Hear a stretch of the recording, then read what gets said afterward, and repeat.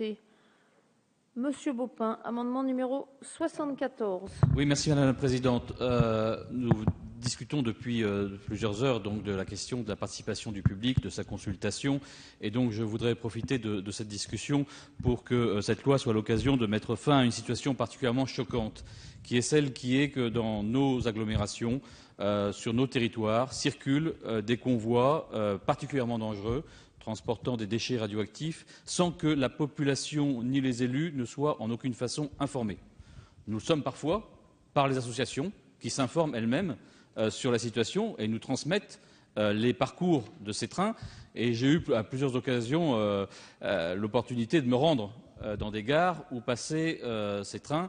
Et je me souviens particulièrement, quelques jours après la mort de Ben Laden, nous étions en situation Vigipirate la plus importante, donc dans une situation où on peut penser que nous prenons particulièrement des précautions par rapport à tout risque d'attaque terroriste, et un convoi de déchets nucléaires traversait la gare de Versailles à 7h30 du matin, au milieu d'une multitude d'autres trains qui allaient et venaient, passant au milieu vraiment de la gare, le long des quais où sont les personnes qui attendent leur train, sans que la moindre information soit donnée, sans que la moindre précaution ait été prise pour éviter les accidents, avec la possibilité pour n'importe qui aurait voulu commettre un acte délictueux contre ce train de pouvoir descendre sur la voie et pouvoir commettre un attentat.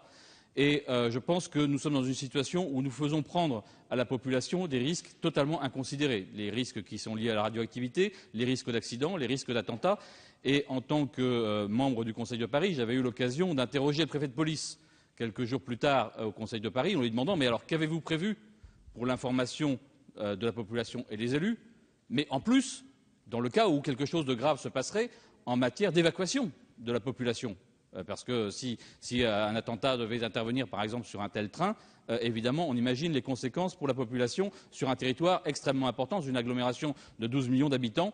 Et évidemment, il n'y avait absolument aucune réponse, comme chacun peut l'imaginer, parce qu'on fait comme si ce type de situation ne devait pas intervenir. Et donc la proposition de cet amendement, c'est donc de faire en sorte que, dorénavant, au moins l'information soit donnée sur le passage de ces trains, afin que les gens sachent, puisqu'il s'agit ici d'informer la population sur tout ce qui touche à l'environnement. Je pense que cette situation choquante doit cesser. Merci, Monsieur Baupin. Je vous ai laissé un petit peu plus de temps, considérant que vous aviez défendu votre amendement de repli par la même occasion, le 75 ? Ou ai-je trop anticipé? Ne sera pas Non, pas du tout. Madame la rapporteure, sur l'amendement 74 de Monsieur Baupin. Oui, concernant l'amendement 74, la Commission a émis un avis défavorable, estimant tout simplement que la confidentialité était également une mesure de protection, donc qui permet de se protéger à la fois des risques d'actes de malveillance ou même de terrorisme. Merci. Madame la ministre, sur l'amendement 74, s'il vous plaît. Nous avons déjà eu cette discussion en commission. Je ferai la même réponse. D'abord, l'information du public en matière de sûreté nucléaire fait l'objet du titre 3 de la loi Transparence et sécurité en matière nucléaire, dont les dispositions sont codifiées par le Code de l'environnement. Cette loi prévoit une obligation de transparence, dont le Code de l'environnement précise que toute personne a le droit d'obtenir du responsable d'un transport de substances radioactives les informations détenues par lui sur les risques liés à l'exposition au rayonnement ionisant pouvant résulter de ce transport et sur les mesures de sûreté et de radioprotection prises pour prévenir ou réduire ces risques et ces expositions.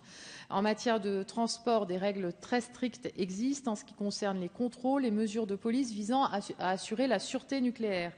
En revanche, rien n'oblige l'opérateur, l'autorité de sûreté nucléaire ou l'État à informer le public sur le détail de l'organisation des transports, en précisant notamment la date à laquelle ils seront organisés ou les itinéraires empruntés. Et cela pour plusieurs raisons. Il s'agit de ne pas rendre accessibles au public des informations susceptibles de porter atteinte à la sécurité publique ou à la sécurité des personnes. L'amendement qui est proposé par M. Baupin vise une information très large des élus concernés par le passage d'un convoi en matière de combustible nucléaire. Cette information ferait courir un risque particulièrement élevé de divulgation, puisque cette obligation concernerait un nombre très important de personnes physiques. À partir de là, votre argumentation me paraît contradictoire, puisque la prévention de tout acte malveillant, délictuel ou même terroriste nécessite la confidentialité de ces informations. Je rappelle que pour les transports les plus sensibles, les horaires et les itinéraires sont souvent modifiés au dernier moment, soit pour diminuer la visibilité et donc contrarier la préparation d'un acte malveillant ou délictuel, soit du fait de renseignements d'ordre public. Dès lors, ces modifications de dernière minute font se poser la question de savoir ce que seraient les informations transmises aux élus. Je voulais rappeler aussi que la Convention sur la protection physique des matières nucléaires adoptée à Vienne le 8 juillet 2005, qui est en cours de ratification par la France, introduit la confidentialité comme l'un des principaux éléments fondamentaux visant notamment à se protéger contre le vol et le sabotage, notamment dans son article 2A, et que le décret du 17 juillet 98 relatif à la protection des secrets de la défense nationale, qui a été décliné via l'arrêté du 26 janvier 2004 relatif à la protection du secret de la défense nationale dans le domaine de la protection et du contrôle des matières nucléaires, permet aux hauts fonctionnaires de la défense et de sécurité de classifier tout ou partie des informations relatives à ces transports. Merci Madame la Ministre. Monsieur Baupin. Oui, merci de ces éléments de réponse. Évidemment que rien n'oblige, sinon ça serait déjà le cas. Et donc nous en avons bien conscience. Et c'est pour ça qu'en tant que membre de la représentation nationale, nous proposons de changer la loi. C'est pour que justement cette information soit faite. Alors j'ai bien entendu cet argument qu'on nous donne à chaque fois sur le risque que l'information, si elle devait circuler, pourrait occasionner des conséquences en matière de risque d'attentat, etc.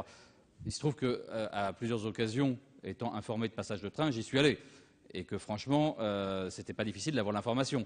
Donc j'ai l'impression que cet argument est assez largement factice, puisque s'il y a vu le nombre de personnes qui sont au courant de ces passages de train, il y a possibilité facilement d'être informé, sachant qu'en plus, évidemment, les trains passent sur les voies ferrées, donc les parcours ne sont pas si nombreux que cela. Il y a des conditions de sécurité importantes qui doivent être tenues, vous les avez rappelées, Madame la Ministre.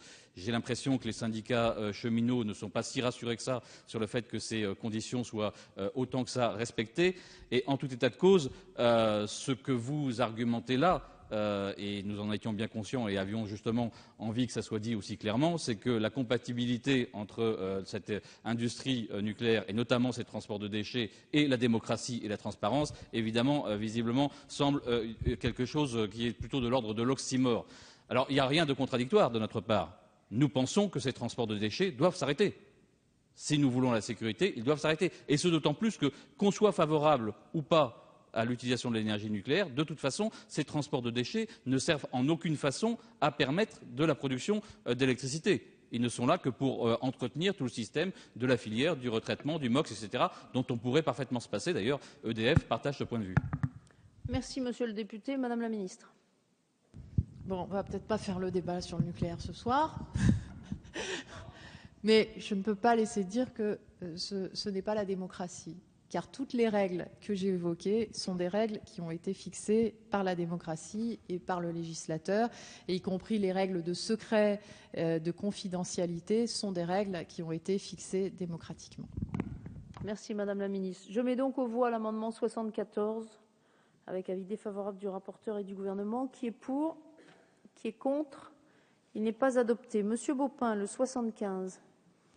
Comme vous l'avez dit, Madame la Présidente, je serai très court. Il s'agit d'un amendement de repli. Bon, puisqu'on ne veut pas informer l'ensemble du public, considérons au moins que les élus de la nation, puisqu'on parle de démocratie, sont des gens responsables et qui ne sont pas tous entre les mains de terroristes à divulguer l'information pour qu'il puisse y avoir des attentats. Et donc la proposition est qu'on se limite à l'information des élus.